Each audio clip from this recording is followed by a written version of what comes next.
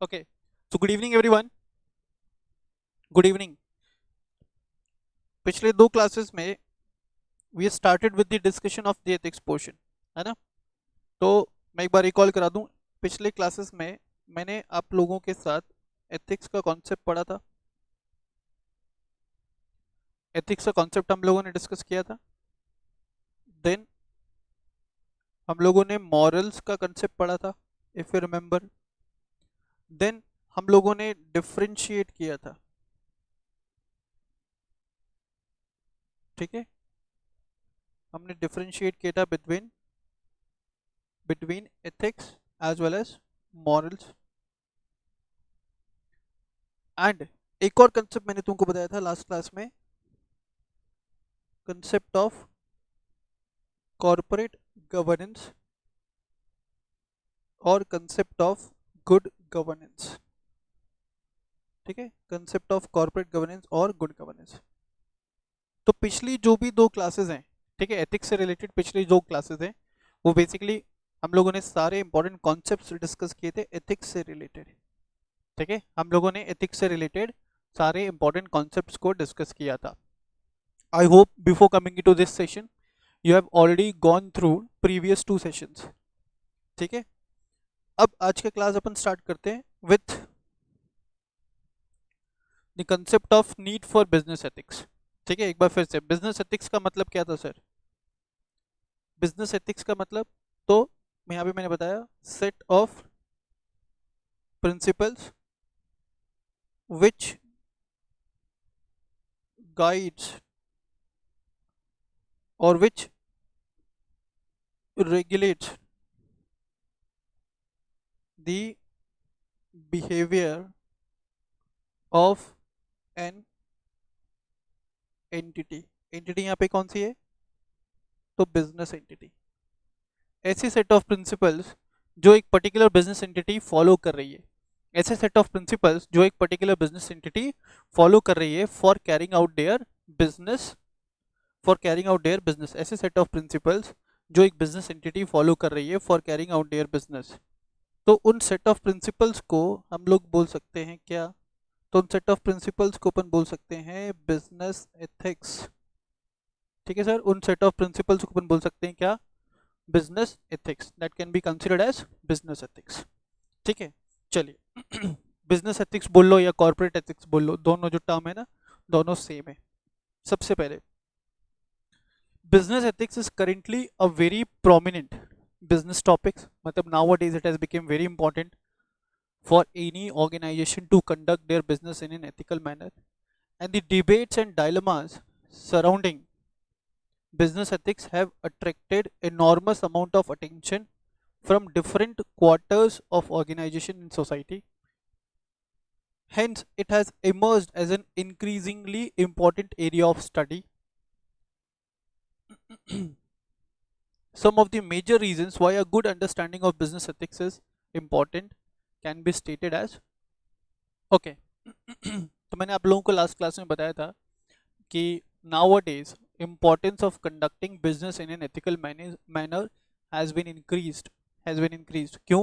क्योंकि आजकल जो लेवल ऑफ टेक्नोलॉजी है या मोड ऑफ कम्युनिकेशन है वो इतना ज़्यादा फास्ट हो गया, लेवल ऑफ टेक्नोलॉजी इतना ज़्यादा इम्प्रूव हो गया है कि अगर कोई भी कंपनी किसी भी प्रकार के अनएथिकल बिजनेस कंडक्ट में इन्वॉल्व होती है, कोई भी कंपनी अगर किसी भी प्रकार के अनएथिकल बिजनेस कंडक्ट में इन्वॉल्व होती है, तो उससे रिलेटेड इंफॉर्मेशन कंज्यूमर्स के पास, इन्वेस्टर्स के पास, रेगुलेटर्स के पास बहुत तेज स्पीड से पहुंच सकता है, बहुत फास्ट स्पीड से पहुंच सकता है। And as a result of which such company may face criticism, such company may face criticism from the investors group, from the customers group, even उस कंपनी के अंदर इंटरफेरेंस हो सकता है या उस कंपनी के अगेंस्ट एक्शन लिया जा सकता है बाय वेरियस रेगुलेटरी अथॉरिटीज़, जिन रेगुलेटरी अथॉरिटीज़ के परव्यू में या जिन रेगुलेटरी अथॉरिटीज़ के स्कोप में वो कंपनी फॉल करती है। ठीक है, फिर मैंने तुमको ये भी बताया था लास्ट क्लास में कि ऐसा भी देखा गया है, ऐसा पाया गया है कि जो कंपनी अपना बिजनेस एथिकली करती है उस कंपनी का जो पब्लिक इमेज है वो ज़्यादा बेटर होता है as compare to those companies which are doing their business in an unethical manner और who are conducting their business in a manipulative manner। मेरा बात समझ में आ रहा है क्या? तो इन सभी फैक्टर्स को कंसिडर करते हुए, हम लोग बोल सकते हैं that nowadays it the subject matter of corporate ethics या conducting business ethically is of utmost importance for the survival of any company. Even for the survival of any company, a company may not be able to survive if it gets indulged or if it get involved in any kind of unethical business practices. ठीक है sir, देखेंगे reason. सबसे पहले stop business माल practices. माल practices का मतलब क्या होता है? माल प्रैक्टिसेस का मतलब है मैनिपुलेटिव बिजनेस प्रैक्टिसेस। ऐसे बिजनेस प्रैक्टिसेस जो उस कंपनी के या उस एंटिटी के स्टेक होल्डर्स का इंटरेस्ट एडवर्स तरीके से या बुरे तरीके से इफेक्ट कर सकते हैं। माल प्रैक्टिसेस, गंदी प्रैक्टिसेस, ठीक है, मैनिपुलेटिव प्रैक्टिसेस। तो अगर कोई कंपनी एथिकली अपना बिजनेस कैरी ऑन कर रही है, तो कंपनी क्या कर सकती है? कंपनी में होने वाले सभी माल प्रैक्टिसेस को रोक सकती है। एक वर्ड समझना यहाँ पे, सर आपको बार बार बोल रहे हैं दैट कंडक्टिंग बिजनेस एथिकली, ठीक है, कंडक्टिंग बिजनेस एथिकली। अब इसका लिटरल मीनिंग क्या है? कंडक्टिंग बिजनेस एथिकली का मतलब तुम समझना, it means an entity is following or an entity is complying with all the rules and regulations applicable on them। एक कंपनी या कोई भी बिजनेस एंटिटी बिजनेस को कैरी आउट कर रही है in accordance with all the rules, in accordance with all the laws, in accordance with all the regulation जो उनके ऊपर एप्लीकेबल है, प्लस वो कंपनी फेयर डिस्क्लोजर कर रही है, fair disclosure of all the important information, ठीक है, बिजनेस से रिलेटेड सभी इंपॉर्टेंट इंफॉर्मेशन का fair disclosure, fair and true disclosure बोल लो। फेयर एंड ट्रू डिस्क्लोजर मतलब अपने बिजनेस से रिलेटेड सारी important information, true information company communicate कर रही है with its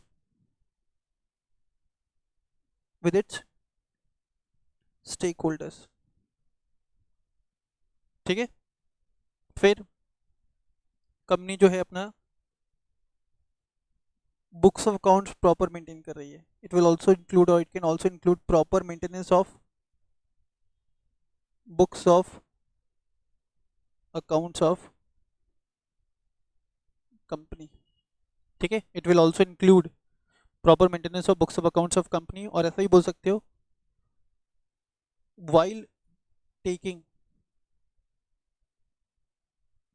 any important business decisions while taking any important business decisions, उस पर्टिकुलर बिजनेस डिसीजन का सोसाइटी पे, उस पर्टिकुलर बिजनेस डिसीजन का इन्वायरमेंट पे, उस पर्टिकुलर बिजनेस डिसीजन का कंपनी के इन्वेस्टर्स पे, उस पर्टिकुलर बिजनेस डिसीजन का कंपनी के कस्टमर्स पे, ठीक है, क्या इम्पैक्ट पड़ेगा, ठीक है, क्या इम्पैक्ट पड़ेगा, उस इम्पैक्ट को इवैल्यूएट कर रही है। मान लो कोई ऐसा बिजनेस डिसीजन अपन लेने के लिए जा रहे हैं जिससे हमारे कंज्यूमर्स के ऊपर बहुत नेगेटिव इम्पैक्ट पड़ने वाला है, तो it would be better for our company not to proceed, any such kind of business transaction in such cases, ठीक है। तो इन सभी चीज़ों को अगर कंपनी कैरी आउट कर रही है, कंपनी अगर बिजनेस कुछ इस तरीके से कर रही है, तो हम बोल सकते हैं that they are doing their business, that a particular company is doing their business ethically, और इन एन एथिकल मैनर। क्या क्या चीज़ें कंसिडर किया? पहले fair disclosure of all the important information, दूसरा कंपनी के ऊपर जो भी laws rules and regulations applicable है, कंपनी उन सभी लॉज रूल्स एंड रेगुलेशंस को ठीक से कंप्लाई कर रही है, ठीक से फॉलो कर रही है, company proper books of accounts maintain कर रही है, अपनी बुक्स ऑफ अकाउंट्स में किसी भी प्रकार का कोई भी मैनिपुलेशंस नहीं कर रही है, कोई मैनिपुलेटिव बिजनेस प्रैक्टिसेस फॉलो नहीं कर रही है। चौथा, कंपनी कोई भी बिजनेस डिसीजन ले रही है तो उस बिजनेस डिसीजन का इम्पैक्ट चेक कर रही है पहले, किसके ऊपर, सोसाइटी के ऊपर, इन्वायरमेंट के ऊपर, इन्वेस्टर्स के ऊपर, कस्टमर्स के ऊपर। और अगर उनके किसी पर्टिकुलर या प्रपोज्ड बिजनेस डिसीजन का सोसाइटी के ऊपर नेगेटिव इम्पैक्ट है या इन्वेस्टर्स के ऊपर नेगेटिव इम्पैक्ट है, तो it would be suggested, it would be recommended not to proceed with such business transactions. तो अगर कंपनी इन कुछ रूल्स को फॉलो कर रही है, इन कुछ बातों का अगर ध्यान दे रही है, तो हम लोग बोल सकते हैं कि कंपनी क्या कर सकती है, कंपनी अपने बिजनेस को एथिकल तरीके से कैरी आउट कर सकती है। Company is carrying out their business ethically, and when the company carries out their business ethically, when the company carries out their business ethically, it will stop, है ना, it will stop or it will lead to the stoppage of all the malpractices that is going within the company. दूसरा, if company carries on their business ethically, so it will improve the customers confidence towards the company, customers will become more loyal towards the company, customers को भी एक अलग से satisfaction रहेगा कि भाई जिस कंपनी का प्रोडक्ट हम यूज़ कर रहे हैं या जिस कंपनी का सर्विसेज हम लोग यूज़ कर रहे हैं,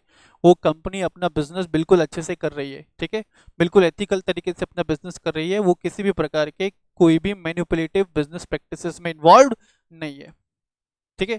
थर्ड है, it will also ensure the survival of business, it will also ensure the survival of business. मैं तुमको एक बहुत बढ़िया सा एग्जाम्पल देता हूँ यहाँ पे, सुनना।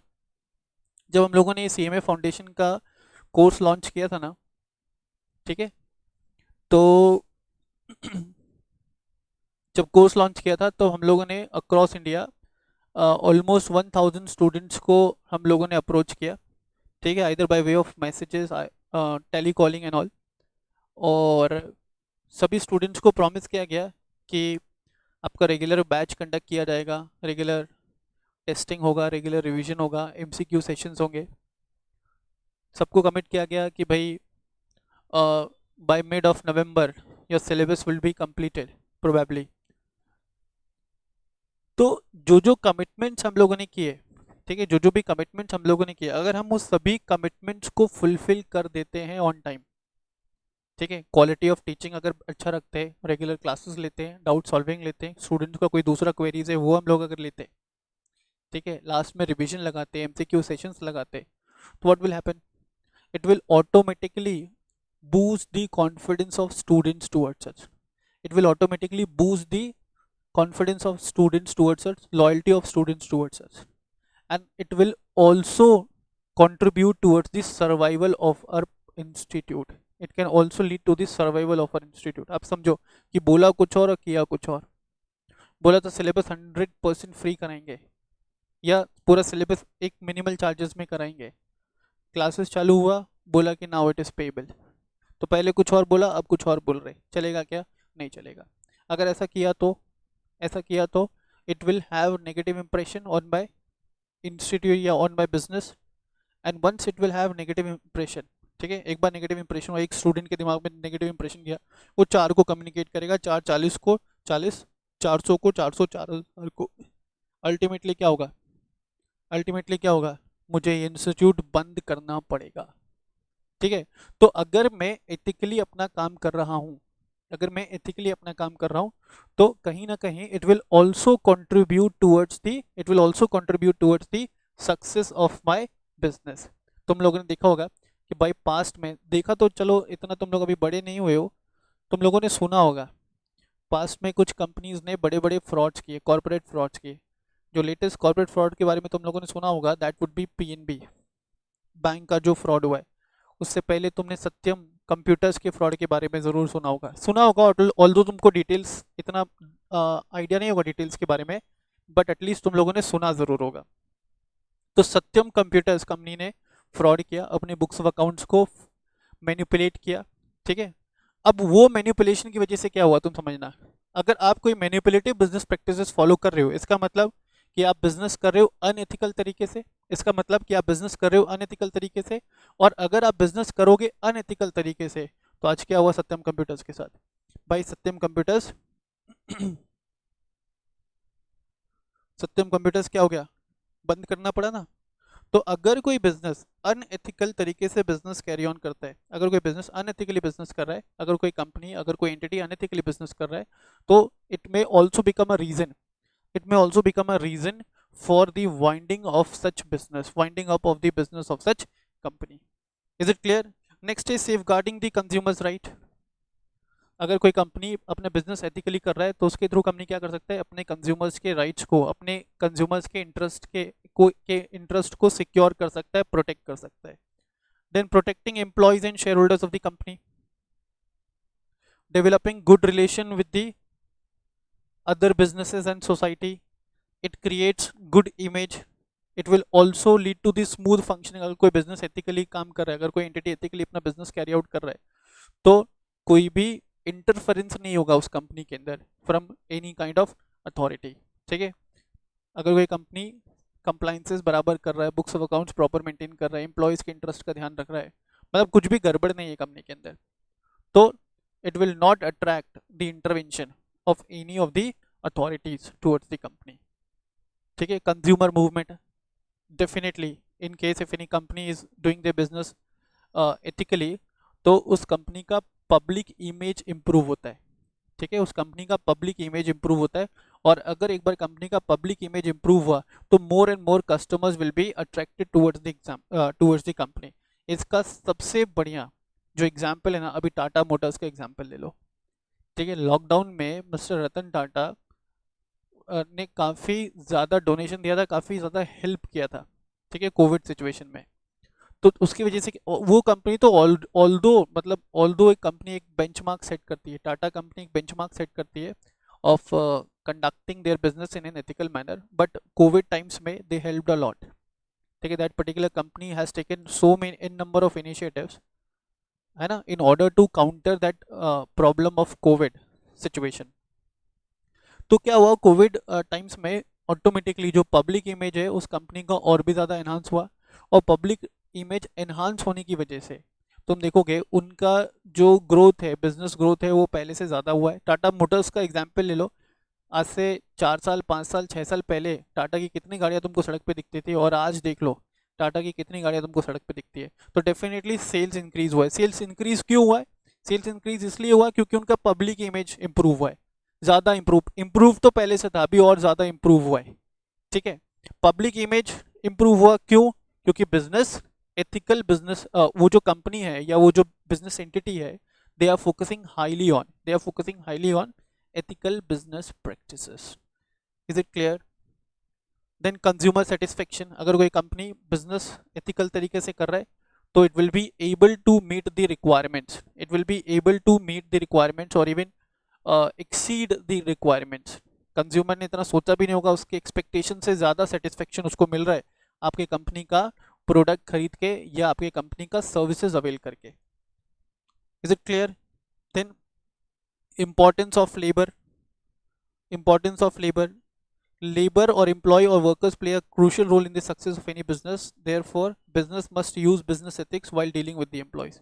यहाँ में बोला गया कि किसी भी, देखो ये तो बहुत मतलब बहुत नॉर्मल सी बात है ना, किसी भी कंपनी का जो सक्सेस एंड फेलियर है वो लार्जर एक्सटेंट तक डिपेंड कर सकता है उस कंपनी के एम्प्लॉयज पे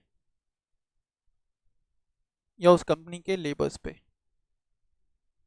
अगर कंपनी के एम्प्लॉयज़, तुम समझना, अगर कंपनी के एम्प्लॉयज़ स्किल्ड हैं, ठीक है, अगर वो लोग ऑनेस्ट हैं, ठीक है, अगर वो लोग एक्सपीरियंस्ड हैं, तो एक नॉर्मल कंपनी भी एबनॉर्मल तरीके से ग्रो हो सकती है. एम्प्लॉयज़ मोटिवेटेड है तो एक नॉर्मल कंपनी भी एबनॉर्मल तरीके से ग्रो हो सकती है. अब तुम सोचना ना, एक छोटे से एग्जांपल देता हूँ. मैं यहाँ पे क्लासेस ले रहा हूँ, मैं कितना भी अच्छा पढ़ा लूँ, अब तुम में से कोई स्टूडेंट पढ़ना ही नहीं चाहता है. ठीक है, मैं कितना भी जोर लगा लूँ, कितना भी अच्छा पढ़ा लूँ, कितने भी एमसीक्यू सेशंस ले लूँ, कितने भी रिविजन्स ले लूँ, कितने भी टेस्टिंग रख लूँ, मैं परेशान हो गया ये सब कर करके, लेकिन तुम में से कोई बच्चा पढ़ना ही नहीं चाहता है.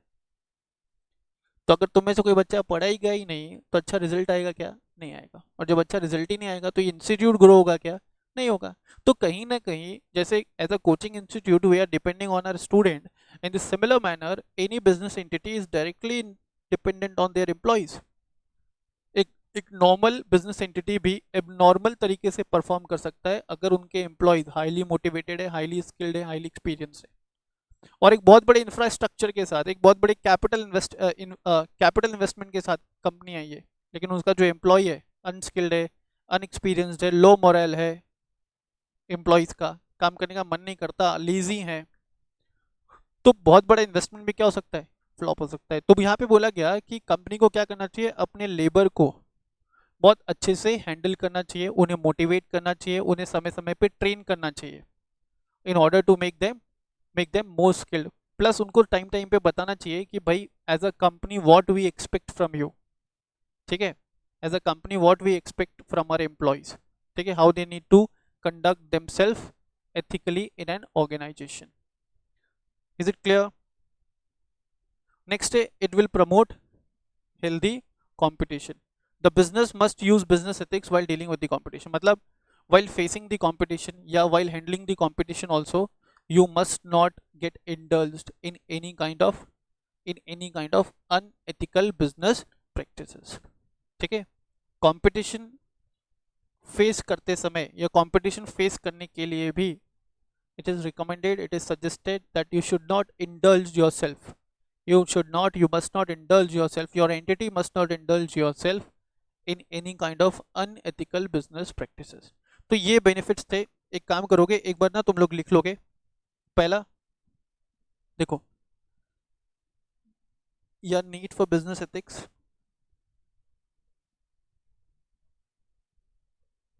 नीड फॉर बिजनेस एथिक्स, एक बार ना आप लोग इसको लिख लोगे। पहला, business ethics is needed to stop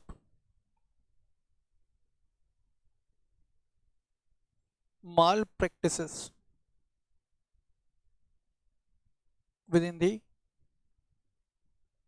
company, to stop malpractices within the company. Business ethics is needed to stop the malpractices within the company. दूसरा लिख लोगे, to improve the customer confidence या customer satisfaction,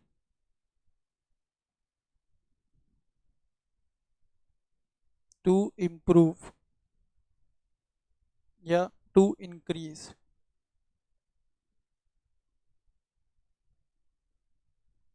the customers satisfaction, to improve or to increase the customers satisfaction. तीसरा लिखो, तीसरा है increase in goodwill or reputation of company. Next है for the purpose of survival of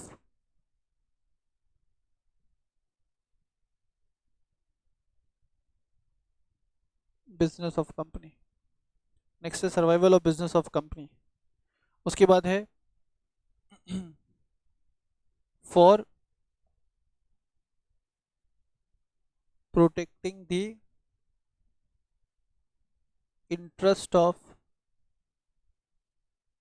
investors and consumers. Next है attracting, ये भी हो सकता है, talented people towards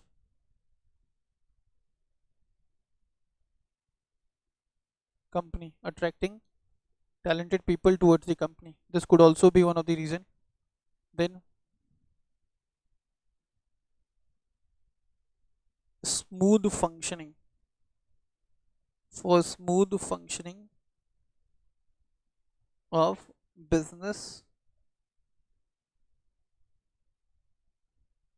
processes, for smooth functioning of the business processes, ये भी एक रीजन हो सकता है। And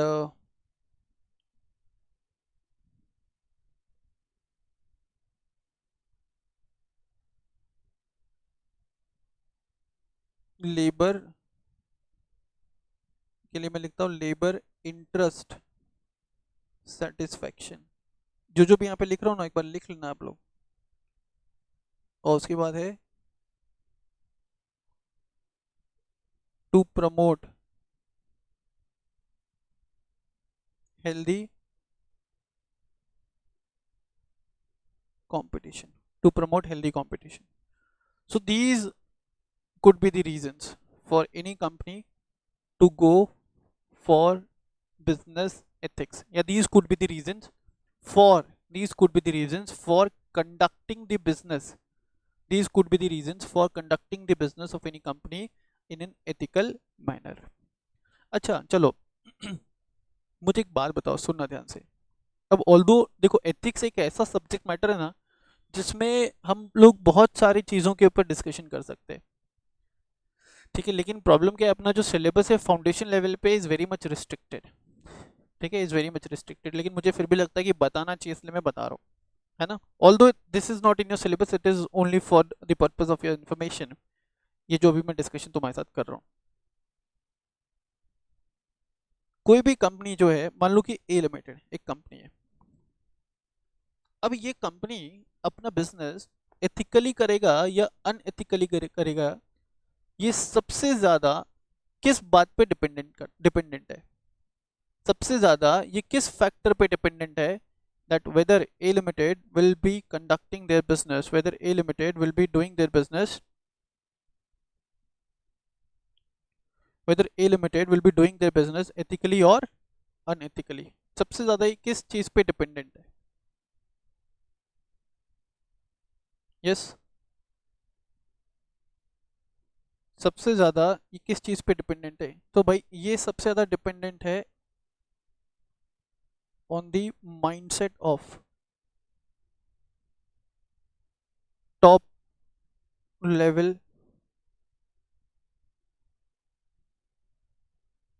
management of the company, ठीक है, it is dependent on the mindset of top level management of the company. Is it clear? अगर top level management में कौन आता है? कंपनी के board of directors. if the board of directors of the company if the board of directors of any company is serious about is serious about ethical conduct of business of any company, if the board of directors of any company is serious about the ethical conduct of any company, तो भाई वो with in the company क्या करेंगे, ऐसे rules बनाएंगे, ठीक है, वो विद इन द कंपनी क्या करेंगे, ऐसे रूल्स बनाएंगे और by way of their own behaviour या by way of their own conduct they can set an example, by way of their own conduct or by way of their own behavior, board of directors जो है company का, they can set an example for their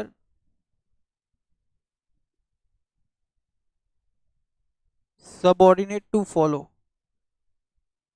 they can set an example for their subordinate to follow. Board of directors अगर company का serious है, ठीक है, board of directors का mindset ऐसा है कि भाई हमको बिजनेस करना चाहिए एथिकल तरीके से, तो विद इन द कंपनी बहुत स्ट्रिक्ट रूल्स बनाए जो सबको फॉलो करना कंपलसरी हो, plus by their own behavior, by their own example, they will set the standards, they can set the standards which their subordinates will be following.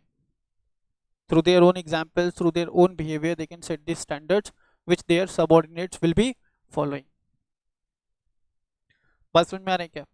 अगर company का board of director खुद ही serious नहीं है ethical conduct को लेकर के, वो खुद ही अनएथिकल है, बोर्ड ऑफ डायरेक्टर्स में सभी लालची लोग भरे पड़े, उनको लगता है कि सिर्फ प्रॉफिट होना चाहिए, भले दूसरे लोगों का इंटरेस्ट सेटिस्फाई हो या नहीं हो, उन लोगों का फोकस अगर सिर्फ और सिर्फ प्रॉफिट कमाना है, तो बोर्ड ऑफ डायरेक्टर्स खुद ही अनएथिकल कंडक्ट में इन्वॉल्व है। अगर बोर्ड ऑफ डायरेक्टर्स खुद ही अनएथिकल कंडक्ट में इन्वॉल्व है तो कंपनी के अंदर एक एथिकल तरीके से बिजनेस कैरी आउट करना या एक एथिकल बिजनेस एनवायरनमेंट क्रिएट करना would be too much difficult.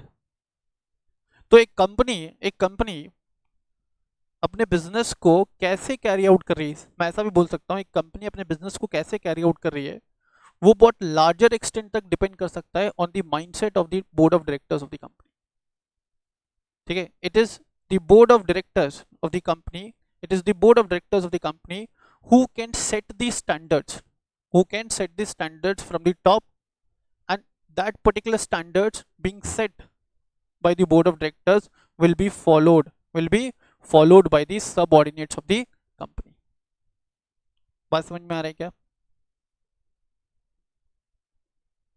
तो by way of their own conduct or behavior they can set the example for their subordinates to follow। फिर मैंने बोला ना वो लोग रूल बना सकते हैं with in the company. Rules किससे रिलेटेड? तो रूल्स होगा वो एथिकल कंडक्ट से रिलेटेड।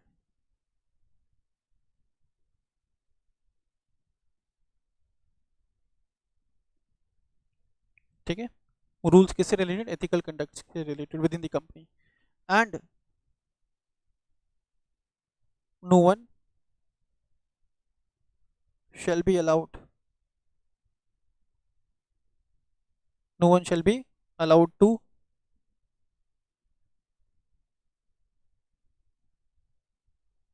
break the rules। इस तरीके से कंपनी के अंदर इस तरीके से कंपनी के अंदर एक एथिकल बिजनेस एनवायरनमेंट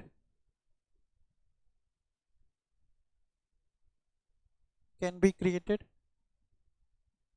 इस तरीके से कंपनी के अंदर an ethical business environment can be created. And अगर कंपनी के अंदर within the company there is an ethical business environment तो ऑटोमेटिकली क्या होगा? कंपनी shall be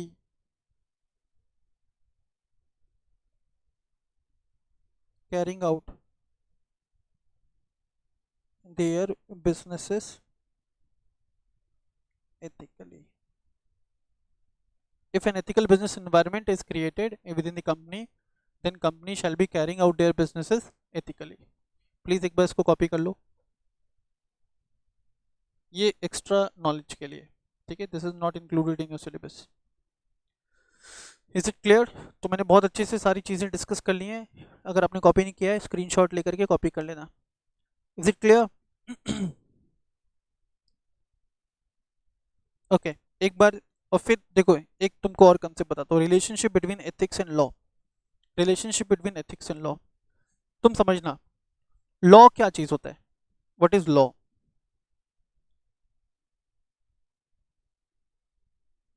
मैं बोलता हूँ relationship between law and ethics. तो सबसे पहले अपन को समझना पड़ेगा ना what is law. In general अगर अपन बात करें व्हाट इज लॉ, तो लॉ के लिए बोलते हैं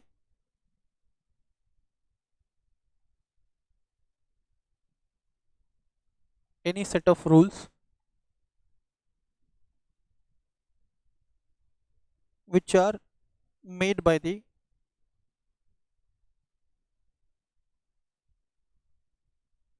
legislature।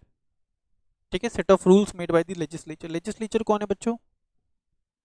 तो लेजिस्लेचर का मतलब है law making authority. And law making authority कौन है बच्चों? Central government as well as state government. तो लॉ के लिए क्या बोला गया? कोई भी सेट ऑफ रूल्स जो लेजिस्लेचर ने बनाए। लेजिस्लेचर कौन? सेंट्रल गवर्नमेंट और स्टेट गवर्नमेंट। रूल्स क्यों बनाए? To control the conduct of person, ताकि हमें कंट्रोल किया जा सके, हमारे कंडक्ट को कंट्रोल किया जा सके। हमारे कंडक्ट को कंट्रोल करने के लिए सेट ऑफ रूल्स जो लेजिस्लेचर ने बनाए। लेजिस्लेचर का मतलब central government and state government. State government and central government के पास लॉ बनाने का पावर है। ये पावर उन्हें कहां से मिला? तो ये पावर उन्हें मिला है from the constitution of India. Central government जो लॉ बनाती है उसको अपन सेंट्रल लॉज बोलते हैं, स्टेट गवर्नमेंट जो लॉज बनाती है उसको अपन स्टेट लॉज बोलते हैं। सेंट्रल गवर्नमेंट जो लॉज बनाती है वो पूरे इंडिया में एप्लीकेबल होता है, स्टेट गवर्नमेंट जो लॉज बनाती है वो एप्लीकेबल होता है with in the territory of a particular state. ठीक है, that is applicable with in the territory of a particular state. मेरा बात समझ में आ रहा है क्या? और एथिक्स के लिए अपन ने पढ़ा था कि एथिक्स ऐसे पर्सनल सेट ऑफ प्रिंसिपल्स जो एक इंडिविजुअल के बोलो ना बिहेवियर को गाइड करता है। मैं खुद को कैसे कंडक्ट करता हूँ is all because of my ethical value. मैं अच्छे से बन के रहता हूँ, ठीक है, मैं अच्छे ड्रेसेस पहनता हूँ, मैं अच्छे से रेडी होकर के क्लास पे आता हूँ, मैं कार ड्राइव करता हूँ, मैं कार स्लोली ड्राइव करता हूँ, मैं कार तेज ड्राइव करता हूँ, मैं कार ड्राइव करते समय सीट बेल्ट लगाता हूँ, मैं कार ड्राइव करते समय तेज म्यूजिक चलाता हूँ, मैं जैसे रहता हूँ it's all because of my ethical values, is all because of my ethical values. तो तुम ऐसा बोल सकते हो ना कि जो लॉ है, समझना, लॉ इन जनरलिटी सबके ऊपर एप्लीकेबल है। ठीक है, लॉ इन जनरलिटी सबके ऊपर एप्लीकेबल है ना। अगर तुमको कॉस्ट एंड मैनेजमेंट अकाउंटेंट बनना है तो भाई कॉस्ट एंड मैनेजमेंट अकाउंटेंट बनने के लिए जो लॉ में प्रोसीजर्स बताए गए हैं, जो रूल्स बनाए गए हैं, वो रूल्स तुम्हें फॉलो करना पड़ेगा। ठीक है, तो अब अपनी क्लास में से कोई भी बच्चा XYZ कोई भी स्टूडेंट अगर उसको कॉस्ट एंड मैनेजमेंट अकाउंटेंट बनना है तो he needs to follow a prescribe set of rules, that is he needs to clear foundation, inter, then finals. He और she needs to clear foundation, inter as well as finals. मेरी बात समझ में आ रही है क्या? Yes sir. लेकिन ethics क्या होता है? एथिक्स पर्सनल है, लॉ इन जनरल है। बोल सकता हूँ लॉ सबके लिए एक समान है।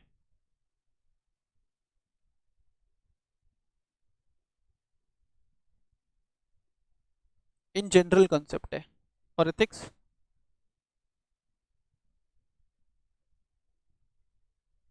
एक पर्सनल कंसेप्ट है। ठीक है, लॉ के लिए बोल सकता हूँ it is same for everyone. Ethics के लिए बोल सकता हूँ इट विल या it can differ from one person to another person.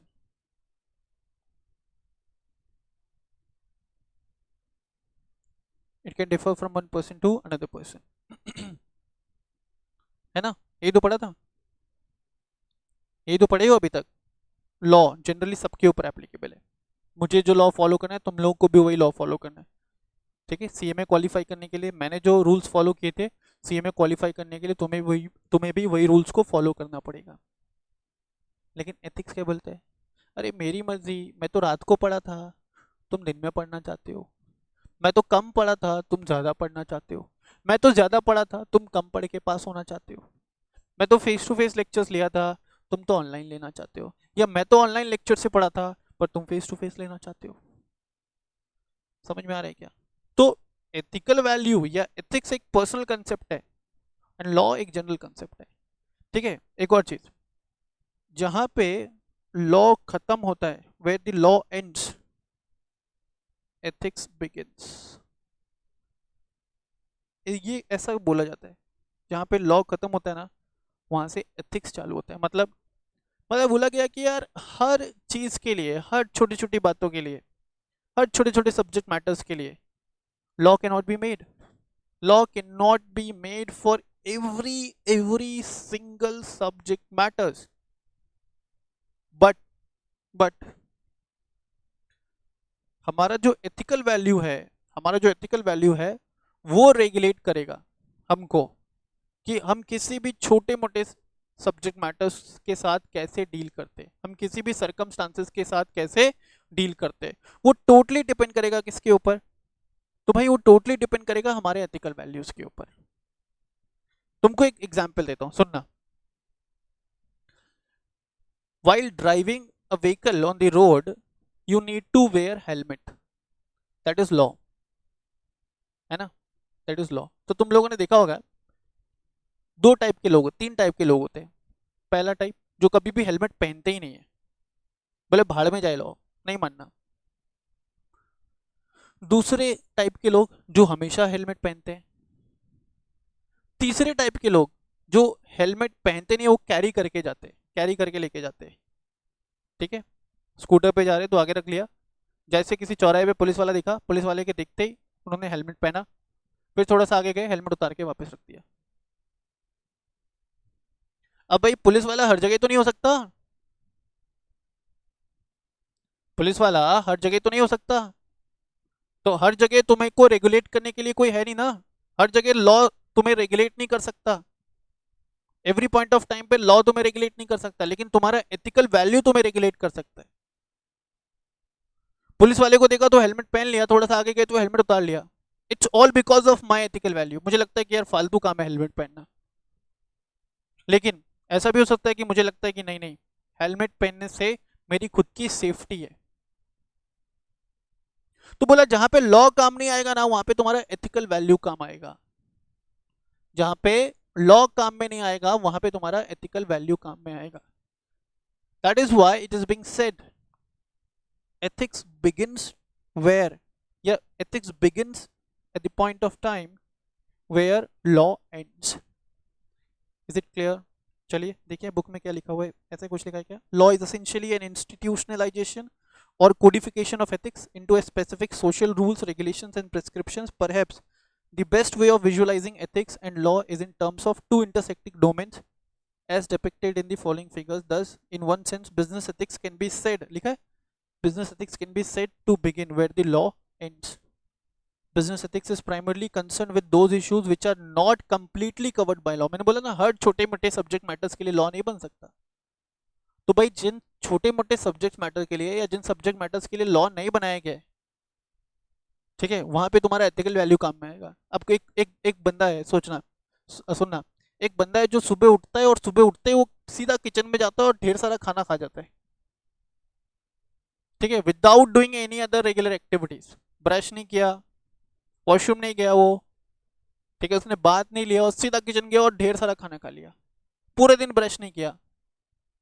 अबे इसके लिए लॉ थोड़ी ना बन सकता है, ठीक है, उसके लिए लॉ बन सकता है क्या, नहीं। दूसरा बंदा जो उठते ही सबसे पहले वॉशरूम जाता है या ब्रश करता है या बात लेता है, उसके बाद वो किचन में जाता है, वो प्रे करता है भगवान को, उसके बाद वो किचन में जाता है कुछ खाता है। तो दो टाइप के लोग, वो अपने आप को कैसे कंडक्ट कर रहे हैं, वो अपने आप को कैसे कंडक्ट कर रहे हैं, is all because of their ethical value. Is it clear? तो हर चीज के लिए लॉ नहीं बन सकता, और जहां पे लॉ नहीं होगा वहां तुम्हारा एथिकल वैल्यू काम में आएगा, जहां पे लॉ नहीं होगा वहां पे तुम्हारा एथिकल वैल्यू काम में आएगा। Business ethics is primarily concern with those issues not completely covered by law और where there is no definite consensus, consensus मतलब तालमेल, on whether something is right or wrong. How, hence, it is often remarked that business ethics is about the gray area of business where the values are in conflicts. Is it clear? तो भाई यहाँ तक आप पढ़ लोगे इस class के अंदर, ठीक है। जो भी लेफ्ट ओवर पोर्शन है एथिक्स वाले पोर्शन में हम कंप्लीट करेंगे नेक्स्ट लेक्चर में, that will be on tomorrow, ठीक है। तो मिलते हैं अपन नेक्स्ट लेक्चर में। एक और चीज़, कल से लॉ के 2 लेक्चर्स हैं, मैंने आप लोगों को पहले से इन्फॉर्म कर दिया है। Along with the ethics regular lecture we will also be starting with revision of Indian Contract Act. तो जो भी स्टूडेंट ये सेशन अटेंड कर रहे हो, please please please do participate in the revisionary lectures of Indian contract act, that will be starting from tomorrow, ठीक है, that will be very very very helpful. Is it clear? तो चलिए इसी के साथ अपन ये सेशन को एंड कर रहे हैं, मिलते हैं अपन नेक्स्ट क्लास में। Till then bye bye, take care of yourself.